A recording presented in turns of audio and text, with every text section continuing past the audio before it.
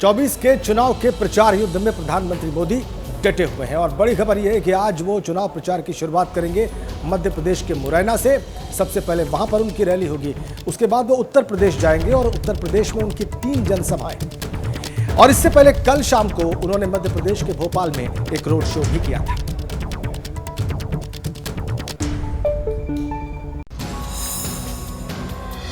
ये तीसरे चरण के रण की तस्वीर है। तीसरे दौर के प्रचार को प्रधानमंत्री मोदी धार दे रहे हैं। भोपाल में पीएम का रोड शो और उसमें उमड़ी है भीड़, जिस पर मध्य प्रदेश के मुख्यमंत्री मोहन सिंह यादव का दावा है कि देश और मध्य प्रदेश दोनों मोदी में है। पीएम का ये रोड शो करीब 30 मिनट चला। इस दौरान पीएम ने करीब 1.25 किलोमीटर का सफर तय किया। ये भोपाल के लिए, मध्य प्रदेश के लिए ऐतिहासिक दिन है। माननीय मोदी जी की प्रसन्नता बता रही है और जनता की उत्साह उमंग बता रही है कि पूरा प्रदेश मोदीमय हुआ है।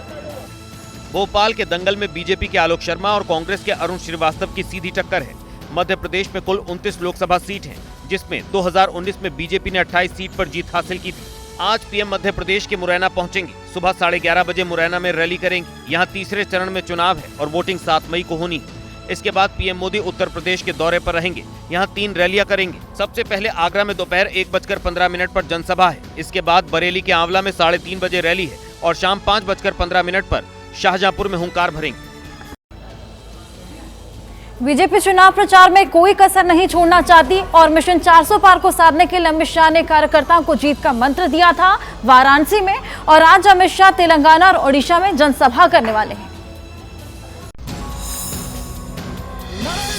लोकसभा में प्रचंड जीत के लिए अमित शाह ने कार्यकर्ताओं को जिम्मेदारी दे दी है।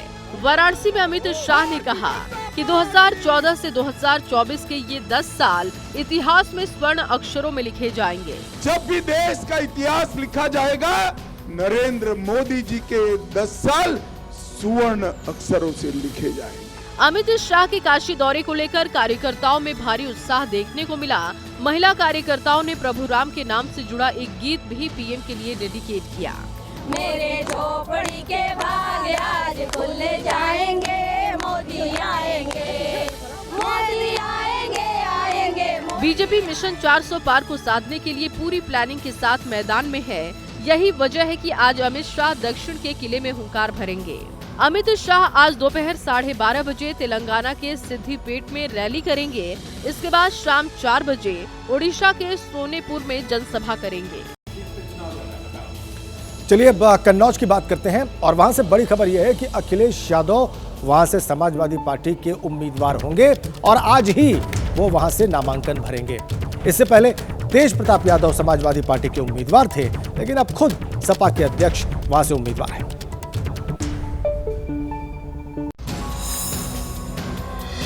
बार बार बदलती लिस्ट और उम्मीदवारी, इसे लेकर समाजवादी पार्टी चर्चा में है। 3 दिन पहले ही समाजवादी पार्टी ने कन्नौज से अखिलेश यादव के भतीजे तेज प्रताप यादव को टिकट दिया, लेकिन कुछ ही घंटों के बाद ही ऐलान हुआ कन्नौज के मैदान में अखिलेश यादव खुद लड़ेंगे। हालांकि अखिलेश जब इटावा पहुंचे तो चुनाव लड़ने के सवाल पर गोलमोल जवाब देकर चले गए। देखिए, जब नॉमिनेशन होगा तो आपको खुद पता लग जाएगा। जनता भारतीय जनता पार्टी के खिलाफ मतदान करने जा रही है। एनडीए को पीडीए हराएगा। अखिलेश यादव के चुनाव लड़ने के ऐलान के बाद कार्यकर्ताओं में खुशी की लहर है। कन्नौज में कार्यकर्ता नाच रहे हैं और मिठाइयां बांट रहे हैं।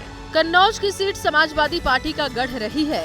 यहाँ से मुलायम सिंह यादव से लेकर खुद अखिलेश यादव और उनकी पत्नी डिम्पल भी सांसद रही हैं। लेकिन इस बार कन्नौज सीट पर अखिलेश यादव का मुकाबला बीजेपी मौजूदा सांसद सुब्रत पाठक से होने जा रहा है। सवाल है कि अपने गढ़ में अखिलेश वापसी कर पाएंगे। अब बात यूपी की उन सीटों की जिस पर बीजेपी ने अपने पत्ते नहीं खोले। बात करेंगे कैसरगंज सीट की, जहां पर बीजेपी सांसद हैं बृजभूषण सिंह, जो कि अपनी दावेदारी तो जता रहे हैं, लेकिन संभल कर।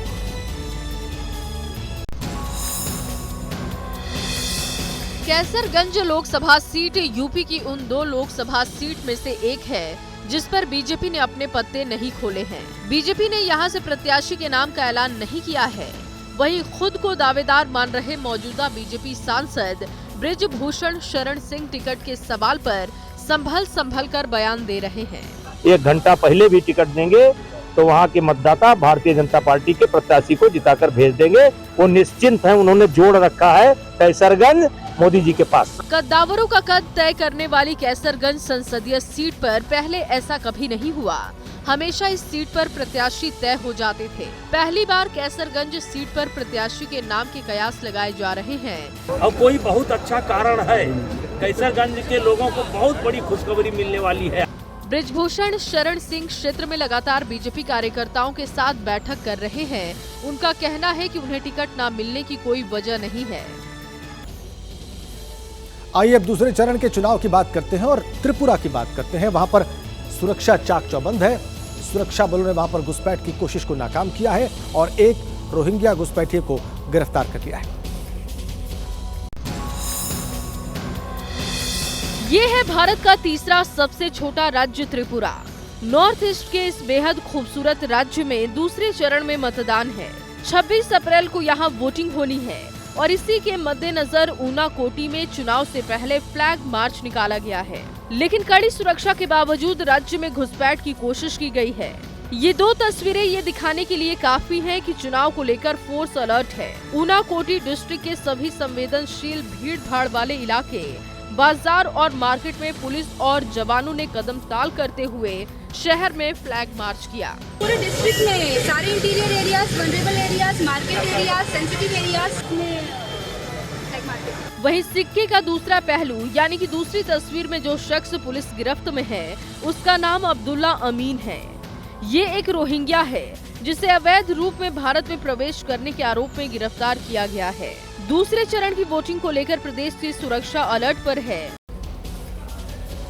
यूपी के सीएम योगी आदित्यनाथ को धमकी देने के मामले में अब कार्रवाई शुरू हो गई है। दरअसल सोशल मीडिया पर एक युवक ने आपत्तिजनक शब्दों का इस्तेमाल करते हुए सीएम योगी को धमकी दी, जिसके बाद पुलिस ने इस पूरे मामले पर केस दर्ज करते हुए उसकी तलाश शुरू कर दी।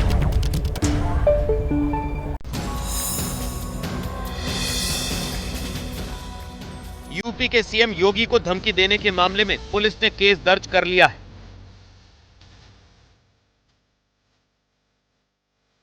दरअसल सोशल मीडिया पर एक वीडियो तेजी से वायरल हुआ जिसमें एक शख्स सीएम के लिए आपत्तिजनक शब्दों के साथ साथ धमकी देते हुए सुनाई दे रहा है। सोशल मीडिया पर आपत्तिजनक वीडियो वायरल होने के बाद इस वीडियो को एक्स पर पोस्ट कर पुलिस को टैग किया गया था, जिसमें कार्रवाई करने की मांग की गई थी। जिसके बाद प्रयागराज के नवाबगंज थाने में एक सोशल एक्टिविस्ट ने केस दर्ज कराया। पुलिस ने आईपीसी की धारा 506 और आईटी एक्ट की धारा 66 के तहत केस दर्ज किया है और मामले की जांच कर रही है। धमकी देने वाले शख्स की पहचान शमीम और बबलू के तौर पर हुई है। वो प्रयागराज के लाल गोपालगंज कस्बे के इमामगंज का रहने वाला है। पंजाब में ड्रोन से हेरोइन मंगवाने का मामला सामने आया है। लोकेशन भेजकर पाकिस्तान से ड्रोन से हेरोइन मंगवाई गई। पंजाब के फाजिल्का जिले में पुलिस ने आरोपियों के पास से 1 किलो हेरोइन भी इस मामले में बरामद की है। घर की लोकेशन भेजी और पाकिस्तान से आया ड्रोन घर के बाहर हेरोइन का पैकेट डिलीवर कर वापस लौट गया। तस्करों ने ये कारनामा पंजाब की फाजिल्का में किया, लेकिन सतर्क पुलिस तुरंत एक्शन में आई और पंजाब पुलिस बीएसएफ की संयुक्त कार्रवाई में 3 तस्करों को धर दबोचा गया। आरोपियों के मुताबिक इन्होंने हेरोइन की डिलीवरी के लिए व्हाट्सएप ऐप के जरिए पाकिस्तान लोकेशन भेजी। 22-23 अप्रैल की रात में ड्रोन के जरिए हेरोइन डिलीवर होते ही सुरक्षा एजेंसियों को सूचना मिल गयी। ड्रोन के हेरोइन गिराते ही पंजाब पुलिस और बीएसएफ ने भारत पाकिस्तान सीमा पर ढाढ़ी नत्था सिंह में रात में नाकाबंदी कर दी। इस दौरान उन्होंने शक के आधार पर बाइक सवार 3 लोगों को रोका। जांच के दौरान इनके पास से 500 ग्राम हेरोइन और चोरी की मोटरसाइकिल बरामद हुई।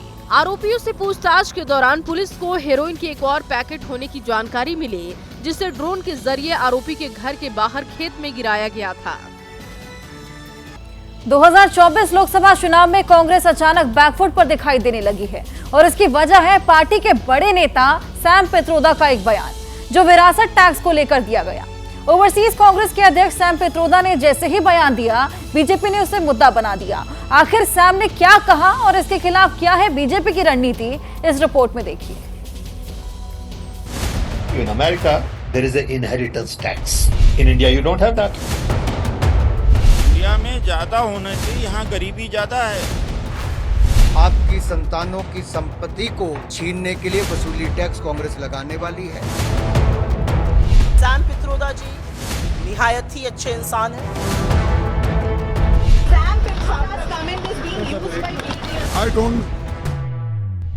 कांग्रेस की लूट जिंदगी के साथ भी और जिंदगी के बाद भी। ये है Sam Pitroda, Indian overseas Congress के अध्यक्ष, राहुल गांधी के खास सलाहकार, कांग्रेस की नीतियां बनाने वाले अहम किरदार। लेकिन चुनाव के दौरान मंगलसूत्र को लेकर जारी चुनावी घमासान के बीच विरासत टैक्स की इनकी बात ने नया बवाल खड़ा कर दिया है। बीजेपी को बैठे बिठाए कांग्रेस को घेरने का एक और मौका मिल गया है। उन्होंने कहा है इनहेरिटेंस टैक्स, यानी विरासत में भी। अब आप देखिए, हमारे देश में तो दादा दादी नाना नानी भी कुछ बचा के रखते हैं, खुद कभी उसका खर्चा नहीं करते। क्यों? उनके मन में रहता है पोता पोती बड़े होंगे ना, उनकी शादी में काम आएगा। अब ये कांग्रेस कहती है कि आप अपने संतानों को वो संपत्ति नहीं दे सकते। करीब करीब आधी संपत्ति कांग्रेस की सरकार बनेगी तो कानूनन आपसे लूट लेगी। जो संपत्ति आप अपने बच्चों को देना चाहते हैं, उस पर भी कांग्रेस टैक्स लगा करके लूट लेगी। कांग्रेस का मंत्र है कांग्रेस की लूट, जिंदगी के साथ भी लूट और जिंदगी के बाद भी लूट। प्रधानमंत्री ने सैम पित्रोदा के बयान का हवाला देते हुए कांग्रेस पर हमला बोला तो कांग्रेस बैकफुट पर आ गई और सैम के बयान को निजी बयान बताने लगी। सैम पित्रोदा जी निहायत ही अच्छे इंसान हैं, बहुत सम्मानित व्यक्ति हैं। टेलीकॉम और आईटी रेवोल्यूशन में उनका बहुत बड़ा सहयोग रहा है, बहुत बड़ा उनका एक योगदान रहा है। लेकिन उन्होंने जो बात कही है, ये अपने परिवेश में जहां पर वो रहते हैं उसके बारे में कही है। ये कांग्रेस पार्टी की विचारधारा नहीं है, ये कांग्रेस पार्टी की पॉलिसी नहीं है। पित्रोदा जी का योगदान बहुत महत्वपूर्ण रहा है कई दशकों से। वो हमारे दोस्त हैं, हमारे गुरु भी रहे हैं। जिस विषय वो समझते हैं महत्वपूर्ण होता है, उस पर वो अपनी राय जो है स्वतंत्र रूप से देते हैं, खुले रूप से देते हैं और बात करते हैं। इसका माने ये नहीं है कि जो वो कहते हैं उससे इंडियन नेशनल कांग्रेस सहमत है। मैं साफ कह देना चाहता हूँ, इस मामले पे जो पित्रोदा जी ने कहा है वो उनकी राय है, पर भारतीय राष्ट्रीय कांग्रेस का पोजीशन नहीं है। एक तरफ कांग्रेस सैम पित्रोदा के बयान को निजी बयान बताकर विवाद से बचने की कोशिश कर रही थी, तो कांग्रेस के सीनियर नेता और उत्तर पश्चिम दिल्ली से चुनाव लड़ रहे उदित राज ने सैम पित्रोदा के बयान का समर्थन कर डैमेज कंट्रोल की तमाम कोशिशों पर पानी फेर दिया। सैम पित्रोदा ने ये क्या कहा, ये बड़े बड़े जो पूंजीपति हैं, ये क्या लंदन में या दुबई में, सिंगापुर में बड़े हजारों करोड़ रुपया नहीं लगा पार्क कर रखा, अपने बच्चों को बाहर सेटल करते हैं। ये सारा वेल्थ इनके पास है। 1% रिच के पास 40% वेल्थ है। तो ये चाहते हैं कि गरीबों को लूट करके सब अमीरों को दे दे। यही कंसेप्ट पर कहा है। अमेरिका की टैक्सेशन पॉलिसी से नफरत है, इसलिए गलत है, इसलिए कि अमीर यहाँ ये अमीर बनाते जाएं, बाकी को गरीब बनाते जाएं। कांग्रेस में ही सैम पित्रोदा के बयान पर विरोधाभासी रुख को देखते हुए बीजेपी और हमलावर हो गई। सैम पित्रोदा जी के बयान ने कांग्रेस का मकसद देश के सामने स्पष्ट कर दिया है। वो देश के जनता की निजी संपत्ति का सर्वे कर निजी संपत्ति को सरकारी खजाने में डालकर, जो उन्होंने यूपीए के शासन में तय की थी प्रायोरिटी कि देश के संसाधन पर सबसे पहला अधिकार माइनॉरिटी और उसमें भी मुस्लिम लोगों का है, उस प्रकार से इसका बंटवारा करना चाहती है। चौतरफा घिरते देख कांग्रेस ने इस मामले को नया मोड़ देने की कोशिश की। कांग्रेस के महासचिव जयराम रमेश ने सोशल मीडिया पर पूर्व वित्त राज्य मंत्री और बीजेपी सांसद जयंत सिन्हा की एक वीडियो को साझा कर सफाई देने की कोशिश की। जयराम रमेश ने दावा किया कि जयंत सिन्हा मोदी सरकार में वित्त राज्य मंत्री और वित्तीय मामलों की संसदीय समिति के चेयरमैन रह चुके हैं। उन्होंने भी 55% विरासत टैक्स का समर्थन किया था, लिहाजा पीएम इस पर जवाब दे।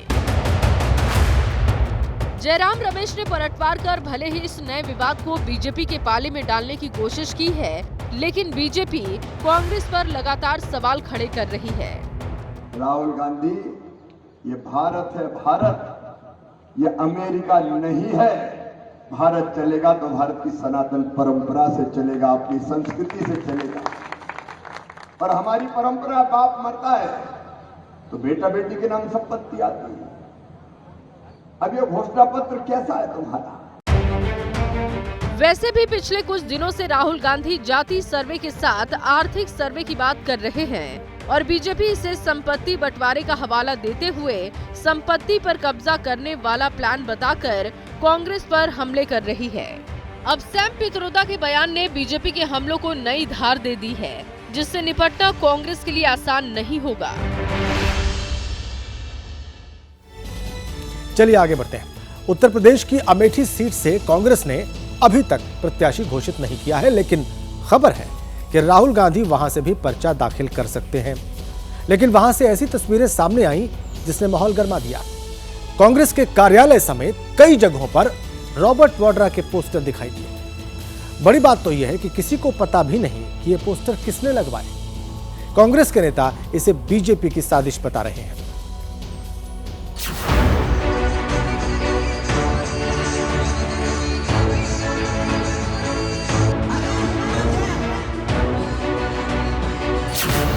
अमेठी में केंद्रीय मंत्री स्मृति ईरानी के खिलाफ कांग्रेस किसे प्रत्याशी बनाएगी, इस पर अभी तक सस्पेंस है।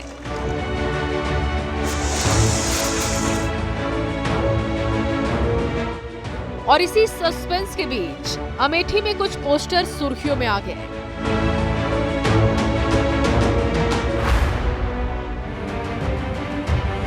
पोस्टर कांग्रेस के डिजाइन में बना है।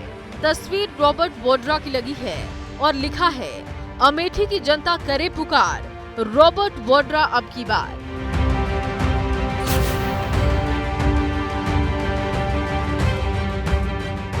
ये पोस्टर अमेठी में किसी गुमनाम जगह नहीं लगे, बल्कि गौरीगंज में, जहां कांग्रेस का केंद्रीय कार्यालय है, वहां की दीवारों और दरवाजों पर ये पोस्टर चिपकाए गए हैं।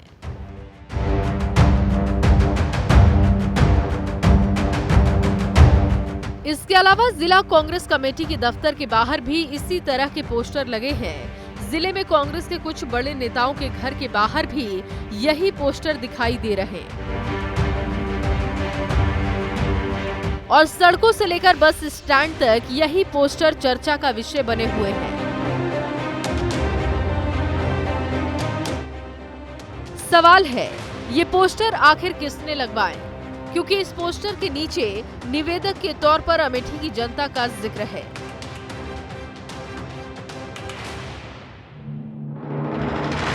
अमेठी में रॉबर्ट वाड्रा के नाम के पोस्टर छपे तो इसकी खबर स्मृति ईरानी तक पहुंच गई। कार्यकर्ताओं के बीच पहुंची स्मृति ईरानी ने रॉबर्ट वाड्रा के साथ साथ राहुल गांधी पर जीजा और साला वाला तंज कस दिया। जीजा जी आएंगे तिवारी जी तो बाग के कागज छुपा लेना। जीजा जी आएंगे तो घर के कागज छुपा लेना तिवारी जी, जीजा की नजर पक्की है। लेकिन फिर कहते हैं जीजा हो या साला, अमेठी में हर वोटर मोदी का मतवाला। अमेठी को लेकर कांग्रेस की रणनीति अभी तक पर्दे के पीछे है। हालांकि पक्की खबर ये आ रही है कि 26 अप्रैल को वायनाड में चुनाव होने के बाद राहुल गांधी अमेठी से भी नामांकन भर सकते हैं।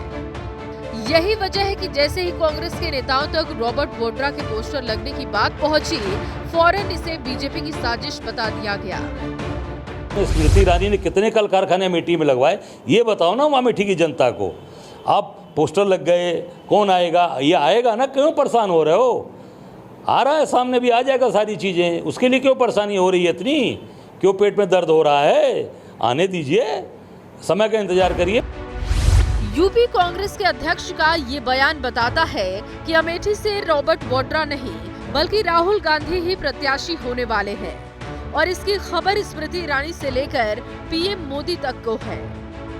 पिछले दिनों खुद स्मृति ईरानी ने चुनावी मंच से राहुल गांधी का नाम लेकर कहा था कि 26 अप्रैल के बाद राहुल गांधी अमेठी पहुंचेंगे। 26 तारीख के बाद राहुल गांधी यहाँ आएंगे। हम ये भी जानते हैं कि उन्होंने हर 2 दिन में अपने वक्तव्य में इस बात को प्रदर्शित किया है कि वायनाड ही उनका परिवार है। हिंदी में कहावत होती है, लोग रंग बदलते हैं। हम लोगों को रंग बदलते देख पाए हैं, लेकिन परिवार बदलते पहली बार देखे। 26 तारीख के बाद जब वो आएंगे अपने टोले के साथ, धर्म और जाति के आधार पर हमको बांटने का वो दुस्साहस करेंगे। सिर्फ अमेठी ही नहीं, रायबरेली को लेकर भी कांग्रेस की साइलेंट तैयारी है, जिसका खुलासा 26 अप्रैल के बाद संभव है। लेकिन सवाल तो यही है कि अमेठी में रॉबर्ट वाड्रा के पोस्टर लगवाए किसने? Bureau report, ABP news. तो देखिए, दूसरे चरण का चुनाव प्रचार खत्म होते ही तीसरे फेज के लिए चुनाव प्रचार ने रफ्तार पकड़ ली है। पीएम मोदी ने मध्य प्रदेश के बैतूल में कांग्रेस पर एक और प्रहार किया है। पीएम ने कहा है कि अगर इंडिया गठबंधन की सरकार बनी तो हर साल एक पीएम बनेगा। पीएम मोदी आज भी मध्य प्रदेश और यूपी में हुंकार भरेंगे।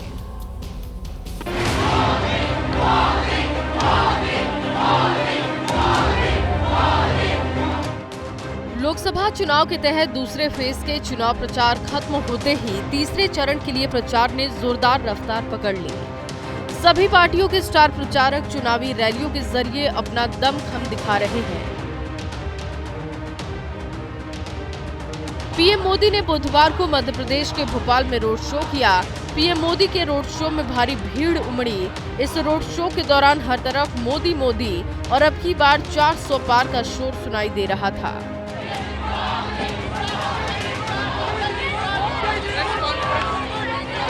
दरअसल पीएम मोदी का ये मध्य प्रदेश का दूसरा रोड शो था। इस दौरान वो खुले वाहन में सवार थे और उनके साथ सीएम मोहन यादव और भोपाल पार्टी के प्रत्याशी आलोक शर्मा भी मौजूद थे। जनता की उत्साह उमंग बता रही कि पूरा प्रदेश मोदीमय हुआ है। देश का दिल मध्य प्रदेश और मध्य प्रदेश का दिल भोपाल राजधानी में जिस प्रकार से मोदी जी का रोड शो हुआ है, भूतों न भविष्यति ऐसा रोड शो कभी हुआ नहीं। इससे पहले पीएम मोदी ने बैतूल में एक जनसभा को संबोधित किया और उनके निशाने पर एक बार फिर से कांग्रेस थी। पीएम मोदी ने तीसरे दौर के प्रचार में कांग्रेस के खिलाफ नया नारा दिया। उन्होंने कहा कि अगर इंडिया गठबंधन की सरकार बनती है तो हर साल नया पीएम बनेगा। कुछ मीडिया रिपोर्ट में आया है कि मोदी बार बार पूछ रहा है कि भाई बताओ तुम्हारा नेता कौन, किसको सुपुर्द करे। तो बोलते हैं उन्होंने फॉर्मूला बनाई है। ये लोग 1 ईयर 1 पीएम फॉर्मूला बना रहे हैं, यानी एक साल एक पीएम, दूसरे साल दूसरा पीएम, तीसरे साल तीसरा पीएम, चौथे साल चौथा पीएम, 5वें साल 5वां पीएम। बताओ भाई क्या होगा देश का? के बाद लगता है कि यार तो शायद मुंगेरी लाल के सपने जैसा होगा। ये देश को तबाह करने वाला खेल है। ये आपके सपनों को चूर चूर करने वाला खेल है दोस्तों। इससे पहले पीएम मोदी ने मध्य प्रदेश के सागर में भी एक चुनावी सभा को संबोधित किया और कांग्रेस पर आरक्षण खत्म करने का आरोप लगाया। कांग्रेस ने सामाजिक न्याय की हत्या की है। अब जो राज्यों में हथकंडे अपना रहे हो, दलितों के, आदिवासियों के, ओबीसी के आरक्षण चोरी करने का जो खेल खेल रहे हो, उसे लूटने का खेल खेल रहे हो। आपके मंसूबों को हमेशा हमेशा ताला लगाने के लिए मोदी को 400 पार चाहिए। मुझे दलितों के आरक्षण की रक्षा करनी है, मुझे आदिवासियों के आरक्षण की रक्षा करनी है, मुझे ओबीसी के आरक्षण की रक्षा करनी है और मैं स्वयं उस समाज से आया हूं। पीएम मोदी भी आज भी मध्य प्रदेश के दौरे पर रहे और उसके बाद वो यूपी में चुनावी रैलियां करेंगे, लेकिन शुरुआत होगी मध्य प्रदेश के मुरैना से, जहां वो सुबह 11:30 बजे एक जनसभा को संबोधित करेंगे। फिर वो यूपी के लिए रवाना होंगे, जहां आगरा में दोपहर 1:15 बजे एक चुनावी रैली को संबोधित करेंगे। फिर उसके बाद वो बरेली के आंवला में दोपहर 3:30 बजे एक जनसभा करेंगे और फिर शाम 5:15 बजे शाहजहांपुर में चुनावी सभा को संबोधित करेंगे। बीजेपी के स्टार प्रचारक अमित शाह भी तीसरे और आगे के फेज के लिए चुनाव प्रचार में जोर शोर से जुटे हुए हैं। पीएम के चुनाव कार्यालय उद्घाटन करने वाराणसी पहुंचे अमित शाह ने दावा किया कि मोदी सरकार का 10 साल का कार्यकाल शानदार रहा है। 2014 से 2024 का एक कालखंड, ये 10 साल, जब भी देश का इतिहास लिखा जाएगा, नरेंद्र मोदी जी के 10 साल सुवर्ण अक्षरों से लिखे जाएंगे। पीएम मोदी के संसदीय क्षेत्र वाराणसी में अभी भी उनके आने का इंतजार हो रहा है। पार्टी की कुछ महिला कार्यकर्ताओं ने अभी से उनकी जीत का दावा करना शुरू कर दिया है। मेरे झोपड़ी के भाग आज खुल जाएंगे, मोदी आएंगे, मोदी आएंगे, आएंगे मोदी आएंगे, मोदी आएंगे, आएंगे मोदी आएंगे। पीएम मोदी लगातार तीसरी बार वाराणसी से चुनाव लड़ने जा रहे हैं। वाराणसी में आखिरी फेज में 1 जून को वोटिंग होगी। और चलिए आगे बढ़ेंगे। बड़ी खबर आपको बता दें, दिल्ली से बड़ी खबर यह है कि दिल्ली के इंडिया गेट के पास एक आइसक्रीम वेंडर की हत्या कर दी गई। झगड़े के बाद चाकू मारकर हत्या की गई है। पुलिस ने आरोपी को गिरफ्तार कर लिया है और पूछताछ की जा रही है। तो इंडिया गेट के पास का ये पूरा मामला, आइसक्रीम वेंडर की चाकू मारकर हत्या कर दी गई। हालांकि पुलिस ने मामले में कार्रवाई करते हुए आरोपी को गिरफ्तार कर लिया है और अब उससे पूछताछ की जा रही है। क्या वजह रही, किन कारणों की वजह से हत्या की गई, इसकी पूछताछ पुलिस की तरफ से की जा रही है।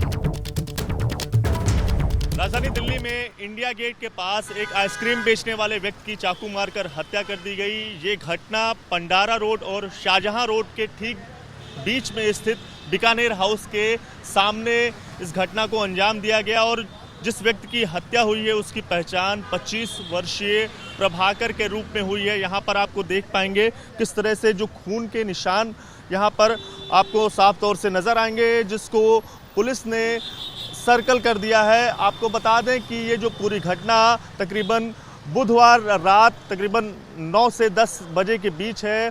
जो व्यक्ति को चाकू मारने के बाद आरोपी जो है वो यहाँ से फरार हो गया था और जो घायल व्यक्ति है उसे आनंद फानंद में हॉस्पिटल ले जाया गया, जहाँ पर डॉक्टरों ने उसे मृत घोषित कर दिया। इसके बाद चूंकि ये घटना काफ़ी ज़्यादा हाई सिक्योरिटी जोन में हुई थी, इसके बाद पुलिस ने इस मामले की जांच करने के लिए कुल 12 टीमों का गठन किया, जिसमें 9 टीमें लोकल पुलिस स्टेशन की बनाई गई थी और 3 टीमें जो स्पेशल स्टाफ है उनकी गठित की गई थी। तो हाई सिक्योरिटी में इस तरह की जो घटना हुई है, ये बड़ा सवाल पुलिस के ऊपर खड़ा कर रही थी और जिसके बाद आनंद फानंद में पुलिस काफ़ी ज़्यादा हरकत में आई और उसके बाद इस घटना का आरोपी है उसे पुलिस ने फिलहाल गिरफ्तार कर लिया है और इस पूरे मामले में पड़ताल करने में जुटी हुई है। अगर इस एरिया की बात करें तो इस एरिया काफ़ी ज़्यादा हाई सिक्योरिटी जोन है। कई सारे जो मंत्रालय हैं वो इस एरिया में आते हैं और इसके अलावा संसद भवन भी यहाँ से नज़दीक काफ़ी पड़ता है। तो ऐसे में बड़ा सवाल ये उठता है, आखिर कैसे कोई भी व्यक्ति इतनी बड़ी घटना को इस हाई सिक्योरिटी वाले जोन में अंजाम दे सकता है। तो इसको लेकर फिलहाल पुलिस जांच पड़ताल करने में जुटी हुई है। जो सीसीटीवी हैं उन्हें फिलहाल खंगाले जा रहे हैं, क्या कोई रंजिश है या फिर कुछ और जो दूसरा कारण है। इन सभी पहलुओं पर फिलहाल पुलिस जो है वो पड़ताल करने में जुटी हुई है। लेकिन ये बड़ा सवाल पुलिस के ऊपर भी खड़ा कर रहा है कि ऐसे हाई सिक्योरिटी वाले जोन में एक व्यक्ति की हत्या हो जाना, ये शासन व्यवस्था पर बड़ा सवाल खड़ा कर रहा है। कैमरा पर्सन अनिल कुमार के साथ दिव्यांकर तिवारी, एबीपी न्यूज़, दिल्ली।